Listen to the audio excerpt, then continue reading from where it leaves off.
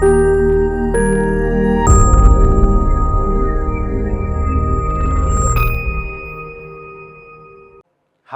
నేను doctor Deepak Koppaka, senior consultant medical oncologist, kaizen haematology oncology network, care hospitals Hyderabad.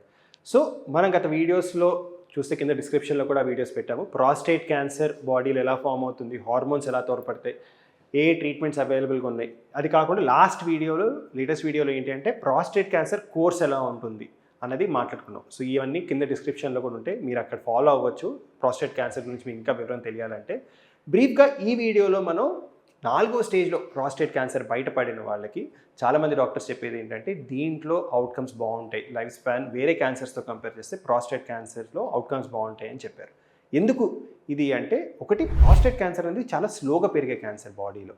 So దానివల్ల ఏంటి అంటే డిసీజ్ యాజ్ సచ్ చాలా స్లోగా పెరగటం, అదే కాకుండా ఈ డిసీజ్ టెస్టోస్టెరాన్ మీద డిపెండెంట్ అయి ఉండటం వల్ల అవుట్కమ్స్ బాగుంటాయి. రెండోది వచ్చేసి ఏంటి అంటే ప్రాస్టేట్ క్యాన్సర్లో ఫేజెస్ ఉంటాయి. ఇంతకుముందు మనం వీడియోలో మాట్లాడుకున్నట్టు కూడా. సో ప్రాస్టేట్ క్యాన్సర్ అనేది ముందు లోకలైజ్డ్గా బయటపడుతుంది, దాని తర్వాత చాలా రోజుల రికరెన్స్ వచ్చేది హార్మోన్ సెన్సిటివ్ ఫేస్లో ఉంటుంది, దాని తర్వాత క్యాస్ట్రేట్ రెసిస్టెంట్ ఫేస్లో ఉండి చనిపోవడం జరుగుతుంది అన్నమాట పేషెంట్. సో ఈ హార్మోన్ సెన్సిటివ్ ఫేస్లో ప్రాస్టేట్ క్యాన్సర్ బయటపడితే, సో చాలామంది ప్రాస్టేట్ క్యాన్సర్ డయాగ్నోస్ అయినప్పుడే 4వ స్టేజ్లో ఉంటారు, వాళ్ళందరూ ఈ ఫేజ్లో ఉంటారు అనమాట. దీన్ని hormone sensitive metastatic prostate cancer అంటాం అనమాట. సో ఈ హార్మోన్ సెన్సిటివ్ అంటే ఏంటి, ఈ ప్రాస్టేట్ క్యాన్సర్ కణాలు బాడీలో ఏ అవయవానికి వెళ్ళినా, బోన్స్కి వెళ్ళినా, లింఫ్ నోడ్స్కి వెళ్ళినా, లివర్, లంగ్ ఎక్కడికి వెళ్ళినా టెస్టోస్టెరాన్ అన్న హార్మోన్ మీద డిపెండ్ ఉండటం వల్ల దీన్ని hormone sensitive metastatic prostate cancer అంటాం అనమాట. సో ఈ ఫేజ్లో ఉన్నప్పుడు ఏంటి అంటే అడ్వాంటేజ్ ఏంటి, ఈ ఫేజ్లో క్యాన్సర్ బయటపడినప్పుడు మనం ఈ ఫేజ్ని సిగ్నిఫికెంట్గా ప్రొలాంగ్ చేసుకునే అవకాశాలు ఉన్నాయన్నమాట. సో ఈ ఫేజ్ని సిగ్నిఫికెంట్గా ప్రొలాంగ్ చేసుకొని మన లైఫ్ స్పాన్ని గణనీయంగా పెంచుకునే అవకాశాలు ఉన్నాయి పేషెంట్స్లో. ఎలా అంటే, ఫస్ట్ అన్నిటికంటే ముందు ఈ ఫేజ్లో ప్రాస్టేట్ క్యాన్సర్ ట్రీట్మెంట్స్ కనుక్కున్నప్పుడు కూడా ఏంటి అంటే ఆండ్రోజన్ డిప్రైవేషన్, అంటే టెస్టోస్టెరాన్ ప్రొడక్షన్ని టెస్టిస్ నుంచి ఆపేసిన ట్రీట్మెంట్. సో దీని మీద ఏంటంటే మనం ఈ ఫేజ్ని ఆల్మోస్ట్ 1 to 1.5 year మనం ఇదే ఫేజ్లో మనం ప్రాస్టేట్ క్యాన్సర్ని ఈ ఫేజ్లో రిటైన్ చేసుకోగలుగుతాం అనమాట, జస్ట్ టెస్టోస్టెరాన్ తీసేయడం వల్ల. దీన్ని మనం ఇవాళ రోజున ట్రీట్మెంట్స్ వల్ల ఆల్మోస్ట్ 5 years పెంచుకునే అవకాశం ఉంది. సో 1 to 5 years ఒట్టి ఈ ఫేజ్ ఆఫ్ ప్రాస్టేట్ క్యాన్సర్ని మనం ప్రొలాంగ్ చేసుకోగలుగుతాం.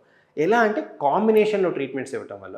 సో అన్నిటికంటే ముందు ఏం చేసేవాళ్ళం అంటే, ఈ ఫేజ్లో ప్రాస్టేట్ క్యాన్సర్ కనుక్కున్నప్పుడు ఆండ్రోజన్ డిప్రైవేషన్ థెరపీతో పాటు కీమోథెరపీ ఇచ్చేవాళ్ళం అనమాట. సో దీనివల్ల ఏమైందంటే ఈ హార్మోన్ సెన్సిటివ్ ఫేజ్ అనేది ఆల్మోస్ట్ 2 years మనం పెంచుకునే అవకాశాలు వచ్చాయన్నమాట. సో 1 year నుంచి 2 years వరకు chemotherapy plus androgen deprivation therapy combination ఇవ్వటం వల్ల మనకి హార్మోన్ సెన్సిటివ్ ఫేస్లో పేషెంట్స్ ఉండటం జరుగుతుంది.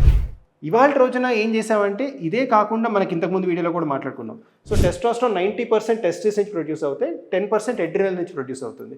దీన్ని మనం CYP17 ఇన్హిబిటర్స్ ద్వారా కంట్రోల్ చేయగలుగుతాం. సో ADT ప్లస్ ఎబరెట్రాన్ ఎసిటేట్ అనే ట్రీట్మెంట్ ఇవ్వటం వల్ల ఈ ఫేజ్ మనకి 2 years నుంచి యావరేజ్గా మనకి ఇవాళ రోజున 3 years వరకు ప్రొలాంగ్ చేసుకునే అవకాశాలు వచ్చిందనమాట. సో 1 year, 2 years, 3 years వరకు వచ్చాం.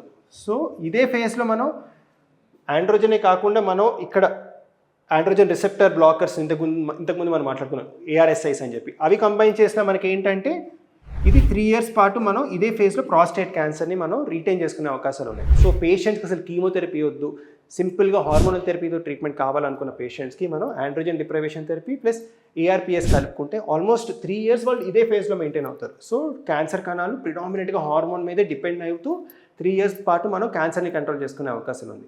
ఇవాళ రోజున లేటెస్ట్గా 2 years బ్యాక్ వచ్చిన ఒక డేటాలో ఏంటి అంటే, అన్ని కంబైన్ చేసి ఇస్తే, అంటే androgen deprivation therapy plus chemotherapy, అంటే ఇది చాలా brief duration chemotherapy, 4.5 months chemotherapy ఇచ్చి మనం ఎబరెట్రాన్ కానీ ARSIs కానీ కలిపిస్తే ఈ ఫేజ్ మనకి ఆల్మోస్ట్ 5 years పాటు మనం క్యాన్సర్ కణాలని మనం హార్మోన్ సెన్సిటివ్ ఫేజ్లోనే లిమిట్ చేసుకునే అవకాశాలు ఉంది.